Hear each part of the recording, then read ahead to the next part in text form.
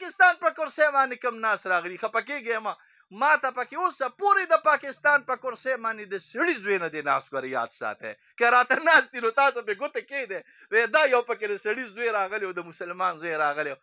هغه پښتو کې متل دی وي خر و مقه خر دی خو کته وله بدرېږي نو پرې پوهېږي هسې کته بدرېږي نو په کته باندې څه زما مشر چې د قرآن او د حدیث مالک و زما په پاکستان کې که د قرآن او د حدیث باچۍ راله زما صدر او وزیر اعظم که تور یو که زیړ یو که خړ راغلي خو چې هغه د اسلام د لا اله الا الله جنډه اوچته کړه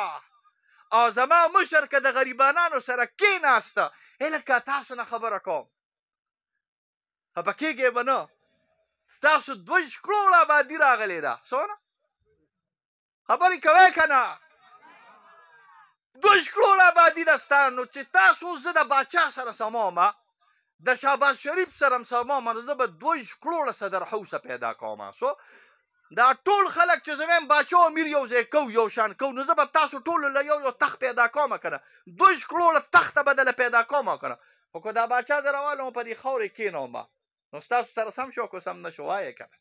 دا 2 کروړه خلک باچیان کېدی نه شي خو زما بادشاه د حضرت عمر صاحب په شانتې فقر کولی شي زما بادشاه د اسلام آباد د حضرت عمر صاحب په شانتې پروتوکول ختمولی شي زما بادشاه د وطن د دې ملک د خزانې غلو دا د دې قوم په همدردۍ کې شریک کېدی شي زما بادشاه د دې قوم سره یو ځای کې په تالي کې خوړی شي دا ټول قوم د صدر حوض په لنګرخانه کې نشي خوړی خو زما هر بادشاه زما د دې قوم سره په دې ځمکه باندې کېناستی شي زمونږ دا پیغام راغلی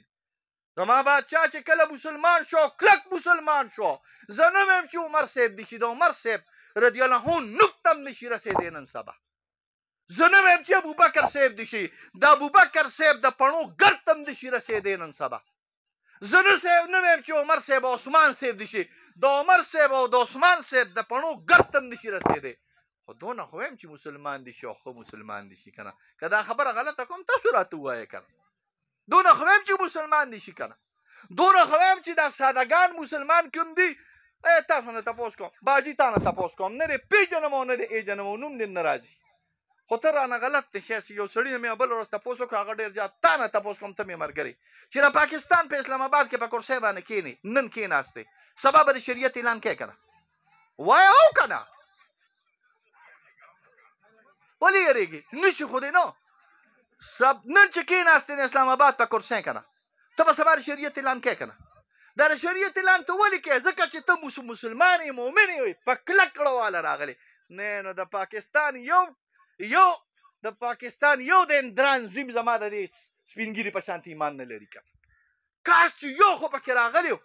چې هغه د دې قوم په دک باندې د دې قوم په درد باندې په دین باندې په اسلام باندې په رسول الله صلی الله علیه وسلم باندې عاشق بیا به کار جوړ شوی زه الله دې خیر پکې واچوي که دا ډېر هم ځان له دماغ خراب کړو که نه خو تاسو او دا نه سمېږي زه الله پاک هم سم کا سره زمونږ چې مونږ سم شو تاسو به سم شئ او چې تاسو سم شوئ نو مونږ به سم شو